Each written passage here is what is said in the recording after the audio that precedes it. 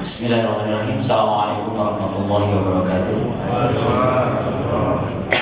Alhamdulillahirabbil alamin. Alhamdulillahilladzi arsala rasulahu bil huda wa dinil haqq liyudhhirahu 'ala dini kullihi wa kafa billahi shahida.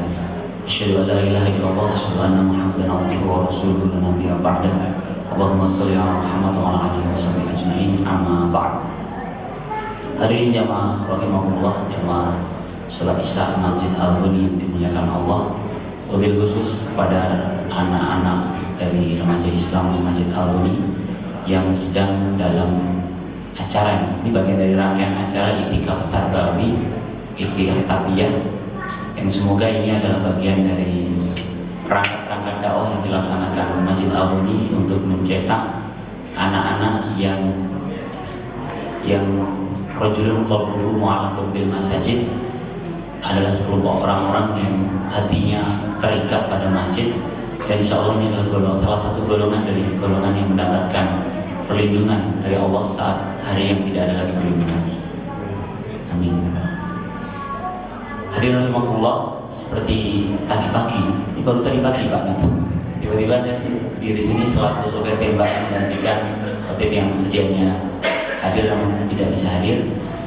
Risiko pengganti, saya sudah mohon izin ke Pak Nyoto, materi suka-suka saya Pak gitu ya.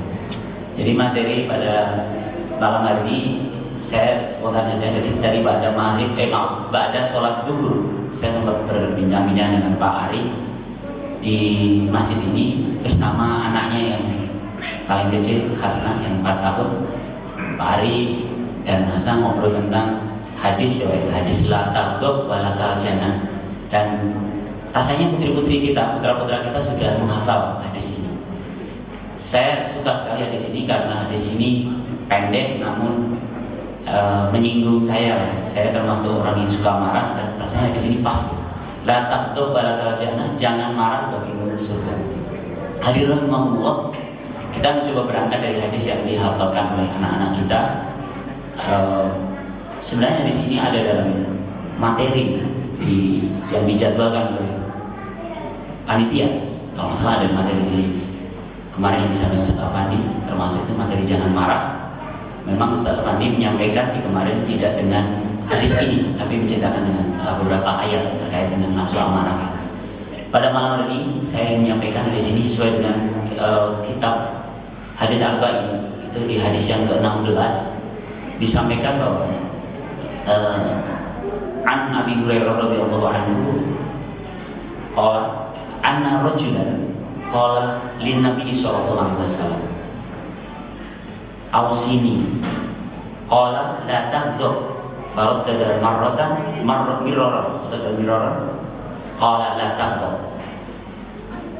Hadis ini dari Abi Hurairah, dia berkata bahwa ada seorang laki-laki yang datang kepada Rasul dan berkata, "Ya Rasulullah, nasihati aku." Kemudian Rasulullah bersabda, "Jangan marah."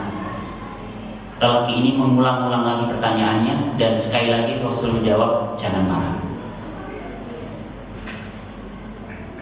Dari buku Al-Wafi, syarah hadis Arba'in Imam Nawawi, dijelaskan bahwa lelaki yang disebutkan dalam hadis ini ada dua versi. Yang pertama, dia adalah Abu Darda. Abu Darda pernah datang kepada Rasul dan bertanya, ini diriwayatkan oleh Tirmizi.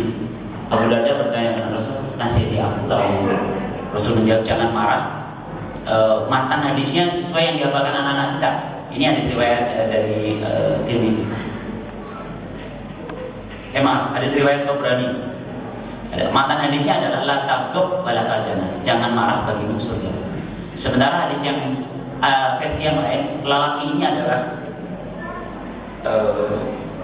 Jariyah ibnu Qudamah radhiyallahu anhu. Dia berdatang pada Rasul dan dia, "Ya Rasulullah, berikan saya satu perkataan dan persingkatkan perkataan itu agar saya mengerti." Lalu Rasul bersabda, "Jangan marah." Kemudian dia mengulang lagi pertanyaan yang sama, lalu Rasul mengulang lagi jawaban yang sama, "Jangan marah," sampai beberapa kali. Di sini tidak diriwayatkan berapa kalinya. Hadirin rahimakumullah, hadis ini sederhana, singkat dan mudah dihafal. Karena itu kurikulum beberapa TPQ, TK itu memasukkan hadis ini dalam hadis yang dihafalkan anak-anak kita, sehingga anak kita menghafalnya. Pendek namun penuh makna, karena ternyata untuk tidak marah itu sesuatu yang tidak mudah. Dalam ayat yang mewajibkan kita berpuasa diakhiri dengan satu penggalan kata la'allakum tattaqun. Puasa ini agar kita bertakwa. Lalu kita hubungkan dengan ayat Allah dalam surat Ali Imran ayat 133 dan 134. Allah berfirman, a'udzubillahi minasyaitonir rajim, wasari'u ila maghfiratin min rabbikum wa jannatin 'arduha samawati wal ardh wa 'iddat lil muttaqin. Jadi bersegeralah kepada ampunan Allah dari Tuhanmu dan surga yang luasnya sama dengan langit dan bumi disediakan untuk orang-orang bertakwa. Kemudian ayat ini dilanjutkan. Siapakah orang-orang bertakwa yang dimaksud dalam ayat ini? Adalah alladzina yunfiquna fis-sarra'i wad-dharra. Mereka adalah orang-orang yang menafkahkan, menginfakkan hartanya dalam kondisi yang lapang maupun sulit. Itu yang pertama. Lalu yang kedua, wal kadhiminal ghaidh, dan dia menahan marahnya, mampu menahan marahnya. Dan yang ketiga, wal 'afina 'anil nas. Yang ketiga adalah orang yang memaafkan pada manusia. Jadi dari tiga ciri-ciri orang bertakwa yang disebutkan pada ayat 134 surah Ali Imran, ini adalah salah satunya. Yang kedua tadi adalah menahan marah, sehingga hadis menahan marah ini sangat relevan dan rasanya cocok juga untuk kita.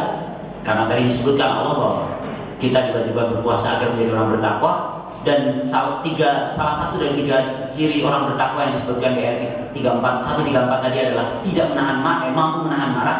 Maka ini dijadikan kurikulum kita. Bagaimana Ramadan ini bisa mencetak kita, paling tidak nanti di selesai Ramadan kita sudah lulus untuk tidak lagi marah, tidak lagi marah. Hadirin rahimakumullah. Sekarang ceritanya prakteknya. Biasanya gitu ya, kalau yang dalilnya begitu sih kita sudah tahu Pak, tapi gimana biar nggak marah? Ini bukan hal yang mudah. Dalam buku Al-Wafi syarah tentang hadis Arba'in Imam Nawawi dijelaskan bahwa yang pertama ada poin penyebab marah itu apa. Jadi kalau kita mau menghindari marah, kita selidiki dulu sebab marahnya itu apa. Salah satu sebab marah yang paling sering kita alami adalah sakit hati, betul Pak ya? Ketika harga diri kita diganggu, kita marah, dan kita merasa bahwa biasanya marah kita punya dasar, betul Pak ya? Kadang-kadang spontan kita mengatakan, kan sabar ada batasnya, ini sudah melanggar batas kesabaran saya, lalu saya marah. Misalnya naik mobil serempet dari kanan ke kiri, marah karena kita merasa kita dilanggar. Hadirin rahimakumullah, bagaimana terhindar dari marah yang jenis ini, jenis sakit hati? Saya teringat bagaimana Rasul pada suatu hari ketika berjalan ke masjid hendak sholat, ada seorang kafir yang melempari tai onta ke Rasul. Terbayang jika ini terjadi pada diri kita, rasanya pasti marah. Apalagi ini seorang yang yakin betul dia membawa kebenaran, posisi dia benar, lagi mau sholat, ketika dilempar tai onta otomatis mesti pulang dan kembali berganti baju. Namun Rasul tidak marah. Ini rasanya bisa menjadi ibrah kita bersama. Bahkan dengan dilempar tai onta pun Rasul tidak marah. Terkadang kita marah untuk hal yang sangat sepele, dan setelah kita marah seringkali kita menyesal bahwa alasan itu ternyata tidak pantas. Apalagi kalau dibandingkan dengan Rasul yang kisah Rasul tadi, dilempar tai onta tidak marah. Hadirin rahimahullah, ini penyebab yang pertama, atau salah satu cara pertama kita untuk menghindari marah itu dengan tahu penyebabnya dan kita lurus dari seperti bagaimana Ibnu Qayyim al-Jauzi membangun karakter kita. Kita mulai dari apa yang kita pikirkan. Yang kita pikirkan hal-hal dulu yang positif dulu. Karena kalau mulai dari berpikir bahwa kita sudah salah, kita merasa kita benar dan dia salah, lalu kita pupuk berulang-ulang dalam hati kita menjadi menemukan kebenaran akan marahnya kita, dan justru ini akan berbahaya. Ini yang pertama. Yang kedua, Bagaimana jika kita berpikir apa yang terjadi jika kita marah? Contoh, mohon maaf, kita punya masalah yang sama dengan masjid-masjid di sekitar kita juga. Ketika Ramadan problemnya adalah Dewan Kemakmuran. Makmur itu kan ramai, tapi ramainya dalam bentuk yang lain. Anak-anak kita juga ramai. Itu menjadi masalah di beberapa masjid di sekitar kita. Al-Ghani kayaknya sudah lulus, rasanya sudah lulus. Saya lihat sudah cukup senyap, walaupun masih ada ya anak-anak yang ramai. Tapi sebenarnya ketika kita spontan berangkat memarahi anak itu, kita pikirkan itu sebabnya, akibatnya apa nanti? Ya. Satu ada kisah dari seorang saudara, dan dia menikah dengan keluarga lain, gitu ya. Keluarga ini orang tuanya Kristen. Saya kaget juga, anaknya semua Muslim, orang tuanya Kristen. Ketika saya berbincang dengan orang tua ini, dia berubah agama justru waktu anak kecil, waktu dia kecil, dia sempat ditegur keras oleh PKM di masjidnya. Jadi dia sakit hati, karena ini agak-agak lebay mungkin waktu kecilnya, dia gampang sakit hati. Lalu dia kenalan dengan justru pengurus gereja di tempat, kemudian berubah agama. Terbayang salah dalam memarahi pun bisa berakibat fatal, karena kita menimbulkan cedera yang serius dalam jiwa anak. Mengumpulkan informasi-informasi tentang akibat dari marah ini akan menjadi penahan kita saat kita memarah. Jangan-jangan dengan memarah itu justru efeknya akan lebih buruk. Rasanya kita sudah mampu bahwa pernah suatu saat ketika ada seorang badui yang mengencingi masjid, ya, ada riwayat itu di halaman masjid. Lalu Rasul menahan ketika para sahabat ingin marah. Karena sebenarnya memang ketika saat itu ditegur, bisa jadi justru semakin rusak, kerusakannya semakin banyak. Kembali ke kisah yang Rasul dilempari dalam onta, pada akhirnya si pelempar kotoran ini pun akhirnya masuk Islam. Jadi sebenarnya dengan menahan marah, yakinlah bahwa kita akan menemukan kebaikan-kebaikan yang lain. Hadirin jamaah rahimakumullah. Ada hadis Bukhari Muslim disebutkan bahwa orang yang kuat bukanlah yang jago dalam berkelahi bela diri gulat, namun sesungguhnya orang yang kuat adalah orang yang bisa mengendalikan dirinya saat dia marah. Rasanya ini juga bagian dari cara yang ketiga. Jadi yang pertama tadi kita tahu penyebabnya sehingga kita bisa secara preventif menghindari sebab marah itu. Kemudian cara kedua adalah kita memahami akibat marah itu yang tentu akan negatif buat kita dan sekitar kita. Lalu yang ketiga adalah bagaimana kita membuat kriteria kuat itu, bukan sekedar kuat berantem, tapi dia adalah yang kuat dalam menjaga dirinya, mempertahankan dirinya saat dia marah. Saat dia bisa menahan marah, itu adalah orang yang kuat.